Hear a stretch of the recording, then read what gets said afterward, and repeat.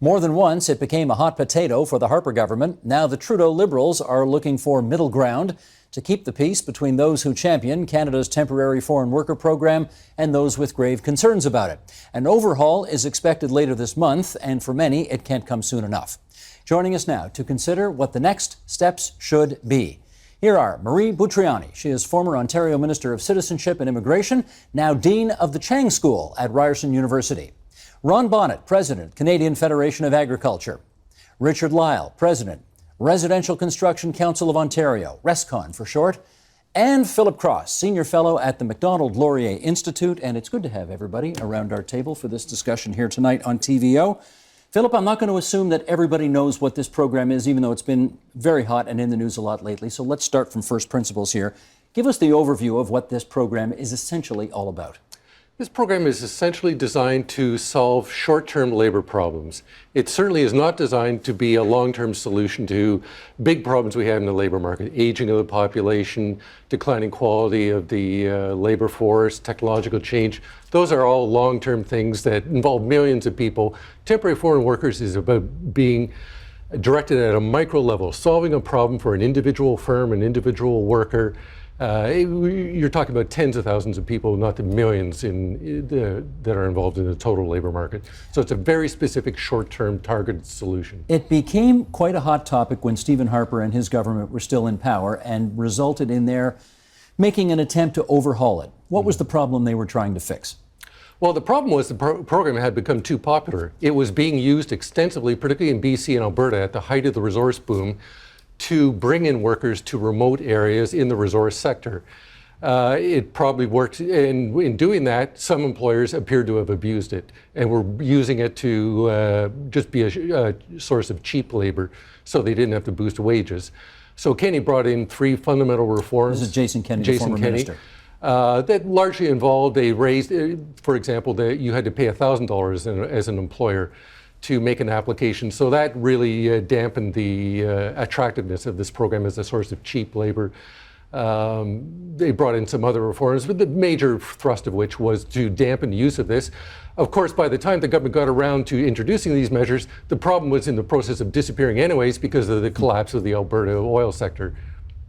The Conference Board of Canada did a recent report on this. We're going to share some of the highlights of that report now, and then I'll get your views around this table on that.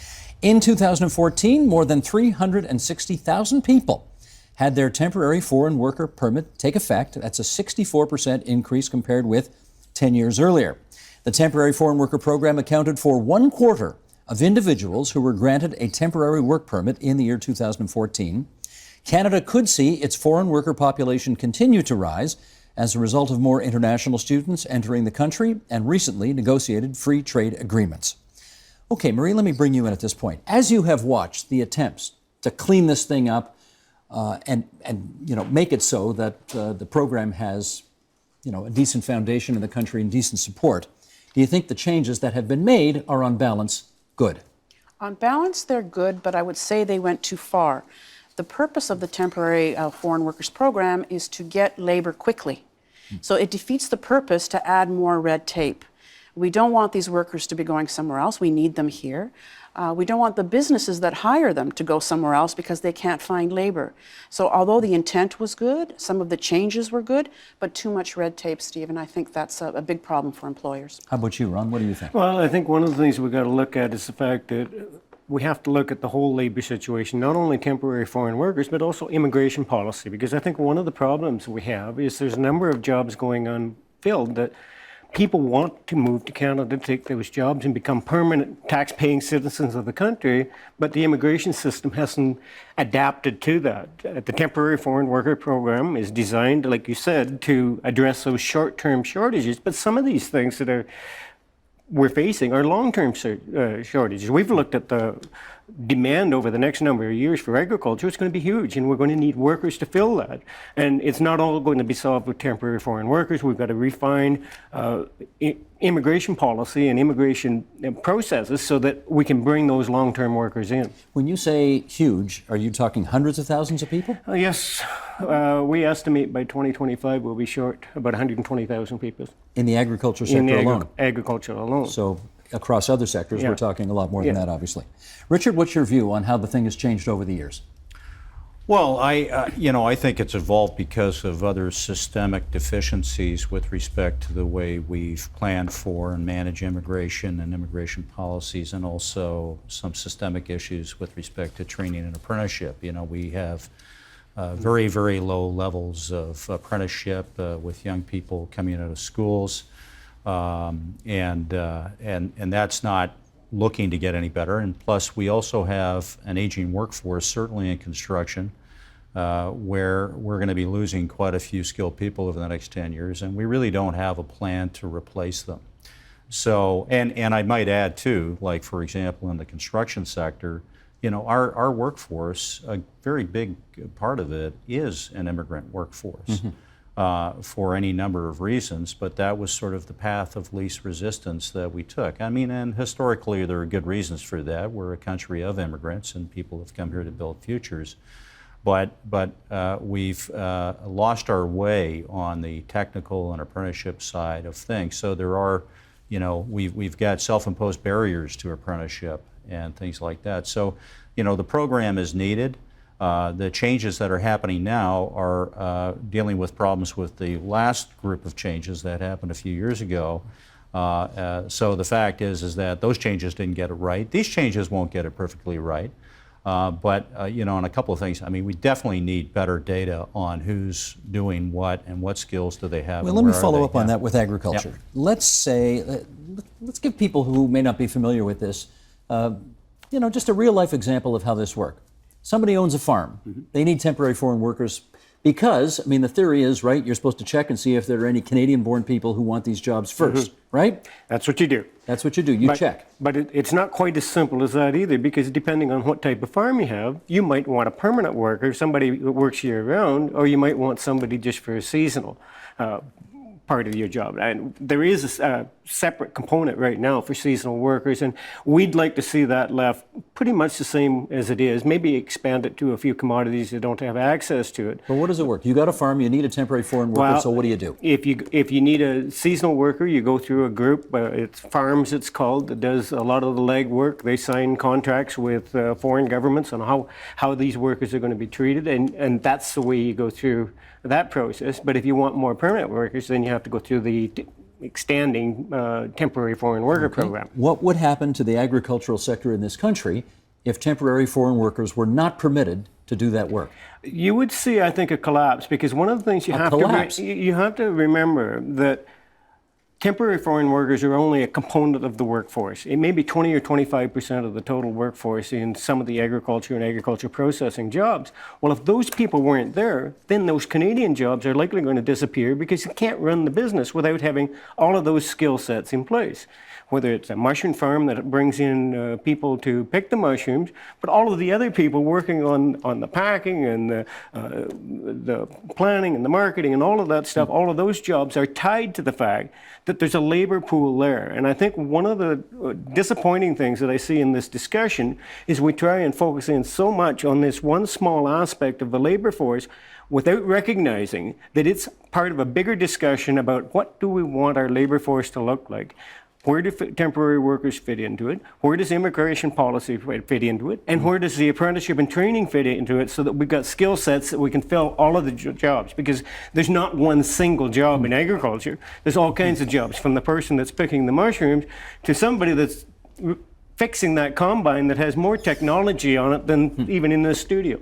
Even in the studio? Even in the studio.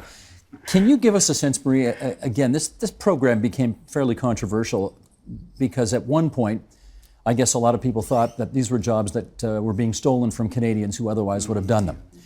Can we understand how dependent the Canadian economy is on temporary foreign workers?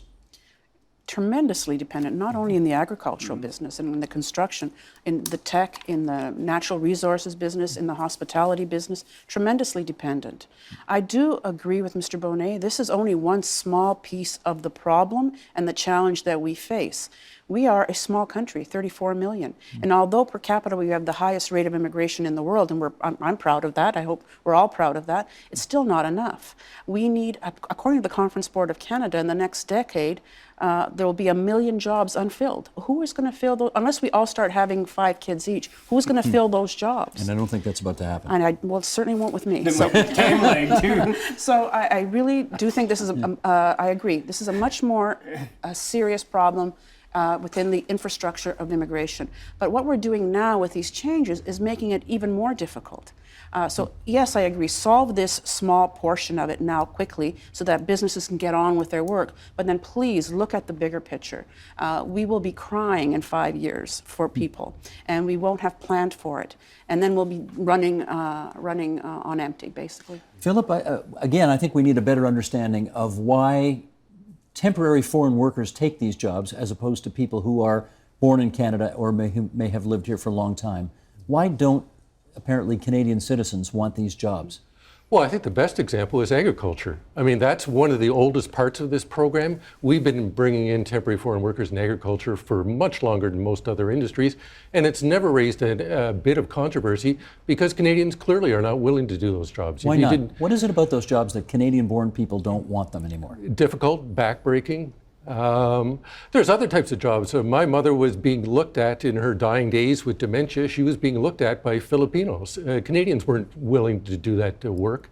Young people today, that's not the type of job that's interesting to them. There's also the matter of agricultural jobs are in rural areas. Kids today are in towns. They want to go to school in towns. There just isn't the labor force in some rural areas. So you're going to have to bring in temporary foreign workers. That is that's a sweeping observation. Are you really comfortable making that sweeping an observation about what kinds of jobs Canadians are or are not prepared to do? In those areas that I just cited, yes. In other areas where and this is the areas that were controversial leading up to the reforms by Minister Kenney, it was fast food restaurants. It was changing beds in hotels. There, the argument became, why can't you just raise the wage and you can get people? I mean, there's nothing fundamentally difficult or impossible about getting Canadians to do that. So, no, I don't want to make sweeping statements about all these jobs, but I think in certain areas, in certain industries, we can say, I think it's pretty clear Canadians will not work, for example, on farms. Richard, are there misconceptions about the way this program works in your area of the economy? Well, it doesn't work terribly well. I mean, in our industry, you've got half of the industry is really a renovation industry. A lot of people don't realize half of the dollar volume in residential construction, for example, is not the sort of new subdivisions or the high-rise towers that you see. There's a huge informal economy there that's quite healthy.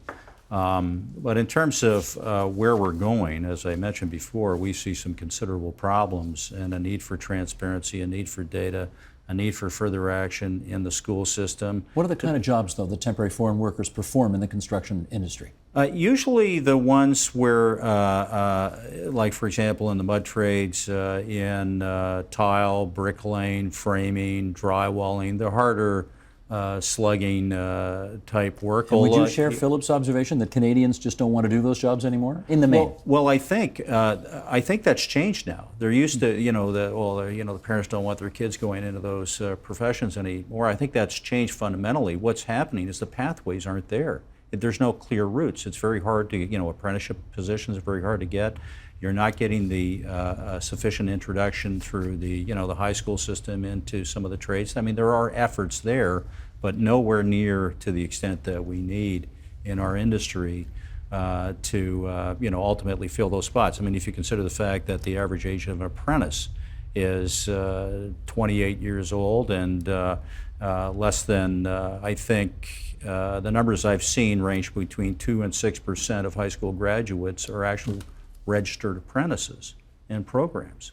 So we need to up our game big time. I mean, in Germany, 50% of young people coming out of what we would, the equivalent of high school, are registered apprentices. 50%? 50%. What are we in Ontario? We're between 2 and 6, somewhere in there. Really? Coming out of high school.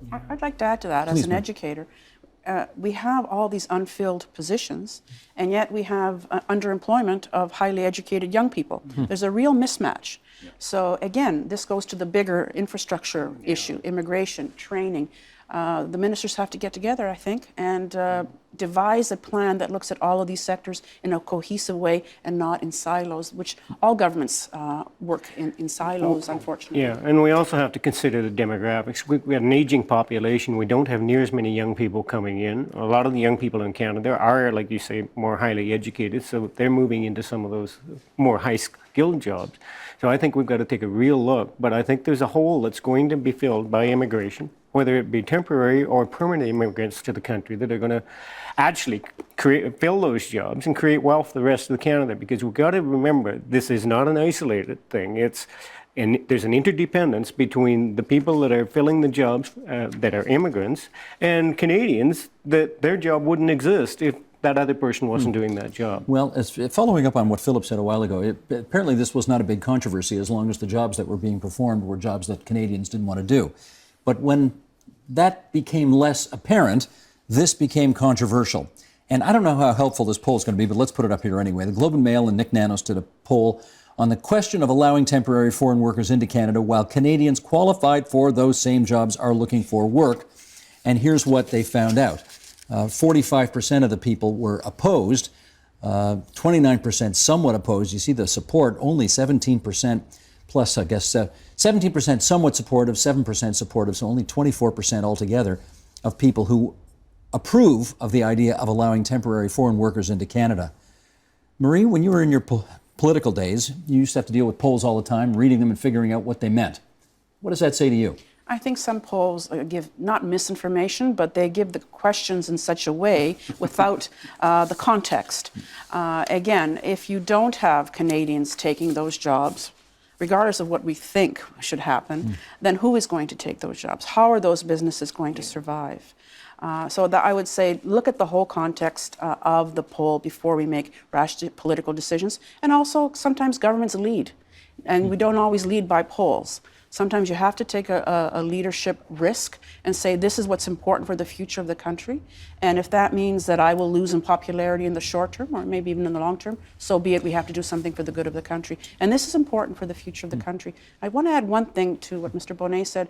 If there's one thing that can help having this temporary workers program feed into a possibly longer term immigration process is to get rid of the 4-year in, 4-year out rule, where you can only be a temporary worker for 4 years, and then you have to leave. Again, you don't like that? I don't like that, no, because if you're here for 4 years and you're employed consistently for 4 years, it means that you're needed in this country. Why make those people that we've managed to integrate somewhat into Canadian society to say, now you have to leave? I just think that's short. I understand why they did it, but I think now with the needs, I think we have to revisit that, and I hope the minister does. Is that enforced? Oh, yeah. It is enforced, eh? Once you've done your 4 years, you're gone? If you don't enforce, the employers here can better answer that, but my understanding is if you don't enforce any of these rules, you're put on a black list, and then you cannot take advantage of this program in the future. I think the government recognized there were some problems because they did grant some extension to seafood plants and things like that. I'm glad you brought up the 48-month rule, because even with the immigration policy, that actually cuts some people off that were here. They'd been here for 48 months. They were in the process of trying to become permanent immigrants, but they hadn't got through that complex system yet. So by imposing a rule like that arbitrarily, you've cut off people that could be a permanent employee. Well, again, let's remind everybody, and Philip, I'll bring you in at this point because you're good on helping us with the history here. This became a big thing when Royal Bank, RBC, tried to take advantage of a temporary foreign worker program, and the whole thing exploded in their face. This is a few years ago. Remind us of the details of that.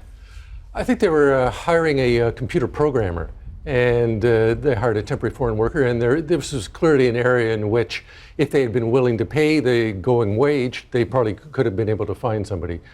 So there were some other high-profile cases too, though, involving, I remember there was a restaurant worker out in Saskatchewan. So it's a real hot-button issue. It's easy to point to individual cases and get people worked up about that. But what isn't reflected in these polls, for example, is you don't ask people, if you don't want temporary foreign workers, are you willing to pay substantially more for your apples? And when the you answer go to that the would market, and probably then be- you'd get a much different answer. Right. So let's draw that connection. We pay as little for food as we do, in part because of this program. Is that Very fair much to say? so. Oh, very much so in agriculture. You going to endorse that Well, too? I wouldn't say it's quite that black and white. Agriculture is very competitive. We're competing against countries all around the world, and our labor costs have to be in line with what their labor costs are. So however we do it, we have to have that. But I don't think it's all about wages either, because I know some farmers that are paying very high wages to keep long-term employees in place because they're getting the productivity out of those employees. Because it's not, I don't think it's a simple straight line to say food is cheap just because of temporary foreign workers. Other factors, of course. There's a whole series of other factors that are there. But I think the big issue is the fact that there's a vacuum of jobs there. We need something to fill that. Temporary foreign worker programs are going to have to be there for some time to fill that. But at the same time, if we're going to fill those long-term jobs, we need to make some of those longer-term changes to Okay, let's play a labor clip policy. here. I'm going to invite you all to look up at the monitors up at the seal, up in the heavens there. Sean Silkoff from the Globe and Mail came on this program at the time that the RBC thing became a controversy, and we talked about it a bit with him. Let's roll a clip from that interview, Sheldon. Is this actually being done to alleviate a temporary problem, or is this becoming an alternative stream for employers to hire non-Canadians at lower wages and sort of fuel this migrant worker population in Canada like we've seen happen in Europe? And this brings up some troubling talking points, like are we going to create social problems if the migrant workers, once they come here, decide that they don't want to go home? I mean, this has been a problem it's been a rampant problem in Europe, for example. Marie, let me get you to start off on this because he put his finger absolutely on what the big controversy here is. How do you think it all worked out in terms of, have we in essence created a sort of cheap labor stream that exploits these people and isn't what it's supposed to be? I don't think we can generalize and say that. If there are individual employers who have done that, they should be brought to justice. We don't want to be a Qatar or countries that do that quite openly and make no apologies about treating people like slaves. And that's not what Canada's about. And I think if that was one of the motivating factors for the previous government, good for them for wanting to change that. But again, getting back to your poll and this point and politics, it's usually without context. One example shouldn't paint the whole issue with one brush. So yes, I remember that bank example, and that was unfortunate, but it was taken out of context. Like that is how it's done throughout this program, and therefore we're going to change the program. Having been in politics, I understand the pressures, however, of the former or in any government in wanting to address very quickly a situation when it comes up, particularly this kind of situation. Because that's what happens, right? There was literally a handful of jobs where there may have been some controversy involved, and the Royal Bank's probably got tens upon tens of thousands of employees, and yet they had to take full-page ads out in the newspapers to defend themselves against what was going on here. Correct, and therefore the government felt they had to respond. Yeah. I think if you looked at the numbers, it'd probably be way less than 1% of the temporary foreign workers were affected by some of those problems. I mean, But do you think it has been abused over the years? In a couple of situations it has, but relative to the totality of the amount of foreign workers we have working in Canada, it's almost statistically irrelevant. But that's not the way the media works, right? You get onto this thing and then the fear starts up, the pitchforks come out, the torches get lit, and all Canadian jobs are being taken away by these dastardly foreign workers and the devious employers that are behind it. And all of a sudden you're on the set of Young Frankenstein. That's right. There we go. One of the reforms brought in 2014 that a lot of people don't appreciate is that 25% of all the TFWs in Canada are supposed to be inspected by the federal government. So they really substantially increase inspections after that. So, and I haven't heard of a raft of abuses coming out of these inspector reports. The only thing I've heard is that it's quite bureaucratic for the employer. I think they could do some work to streamline some of the reporting mechanisms that they have, because I think it's good to have an audit system in place to keep the system working the way it's supposed to be. But but I think you made a really valid point. With all of these inspections, you'd think if everything was a tragedy, there would have been something in the press by now. And there hasn't been. Sorry, this reminds me of the unpaid internship issue. Yes. And especially in the United States, where if you're an unpaid intern and you're hiring unpaid interns, you can really be liable. And I remember it well because that was the time when my daughter was about to go on a plane to do an unpaid internship in California. And we had to do all sorts of paperwork to make sure that her employer did not get into trouble. But again, unpaid internships are a way of young people getting experience. And in the same way, coming to Canada through this door is not the most ideal, doing jobs that no one else will do. But that's what immigrants do. That's what my parents did. That's what a lot of our parents did. Exactly. And then they progressed, and their children did very well, and so forth. And the country did well as a result. We have to look at the big picture. Richard, you want to add? Well, I was just going to say, I've seen some analysis done on wages and the effect on wages by the temporary foreign worker program, and it's not there. Like, you know, for example, in the construction industry, we've had very respectable increases in wages over the last 10, 15, 20 years.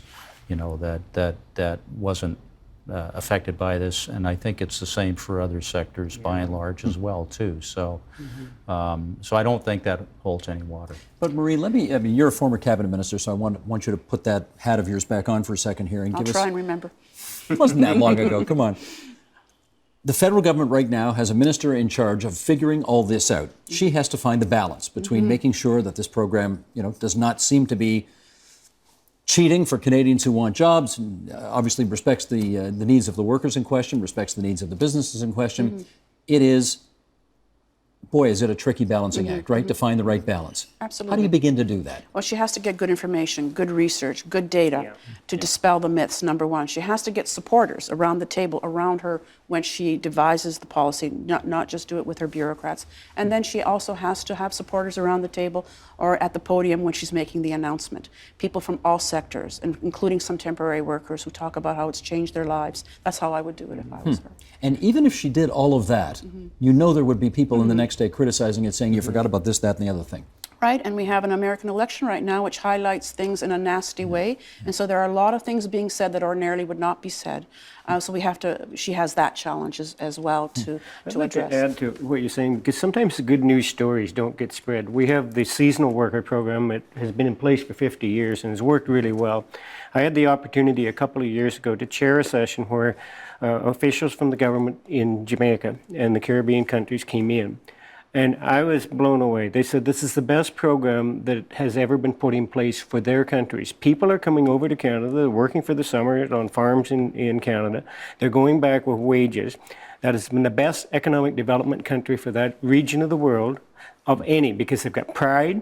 They're putting the money into education for their kids. They were saying there's more nurses, doctors, and lawyers have been created by the fact that their parents came over and worked in Canada on those seasonal jobs. So I think sometimes we don't hear some of those good news stories about employees who have come over, they've worked for the summer, they've gone back, and that created wealth for those families in countries that had very low standards of living. Philip. I'm going to add in one criticism of the business sector here, and that is that a lot of the times businesses want to bring in a person perfect for that job. This is partly related to businesses don't train people much anymore. They search in the internet, they want the perfect candidate. If they can't get that, they get the TFW. We don't spend enough time thinking, well, we got somebody who's got the basic skills and aptitudes. With a little training, we could bring them up to speed. Who is a Canadian? Who is a Canadian. I understand. Do you think, we're down to our last minute here, do you think there is a consensus out there to be had between the workers themselves, businesses, and members of the public who want to have confidence that this program actually does what it claims it does? I don't think at the moment there's a consensus. I think this is a classic issue of where you stand depends on where you sit. Very clearly, people in the business community have a particular view. People in the labor community have a diametrically opposed view. It's very hard to see a consensus involving on this. I think that's a shame because I think, as this tape was indicated, clearly there are instances in which this program is vitally important. But there are other instances that if we focus too much on short-term solutions, we'll take our eye off the long-term problems that everywhere here is noted. Well, I want to thank the four of you for sitting where you have sat for the last half hour and helping us understand this issue a whole lot better. Thanks, everybody. Thank you.